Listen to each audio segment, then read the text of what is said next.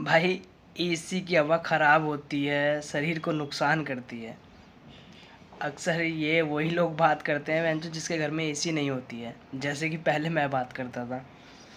भाई एक बात बताओ, एसी की हवा नुकसान कैसे कर सकती है? एक नुकसान गिना दो, मैं आपको 10 फ़ायदे गिना देता हूँ एसी के।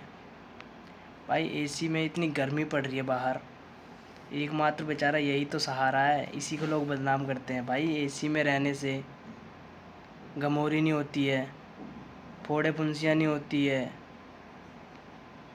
एंजाइटी नहीं होती है, चिंता नहीं होती है, क्या कहते हैं, सफोकेशन नहीं होता है।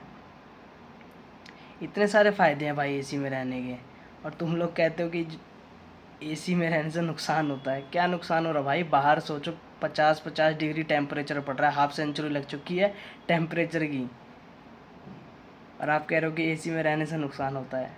कुछ नहीं होता भाई, कुछ नहीं होता है, बहकावे मत आओ।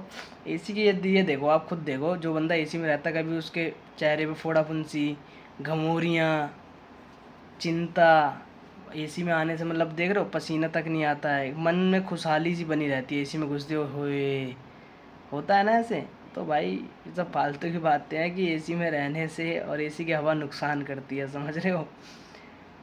तो कोई नहीं भाई, एसी लगवाओ भाई, बाहर बहुत गर्मी है। एक बेचारा यार, यही तो सहारा है जो हमें बचा रहा है, नहीं तो हालत तो ऐसी हो जाती ना गर्मी में। इतनी डिग्री, इतनी टेम्परेचर, हार्ड गर्मी पड़ रही है, काली गर्मी, जिसका नाम है काली गर्मी पड़ रही है भाई। एक बेचारा यही तो एसी है, और लोग इसी को बदनाम कर रहे हैं। तो भाई ऐसा कुछ नहीं है, ठीक है? एसी में फुल मजे लो, जान बचाओ अपनी, गर्मी से बचो। बाकी ये सब फालतू की बातें, एसी की हवा नुकसान करती है, फुकसान करती है।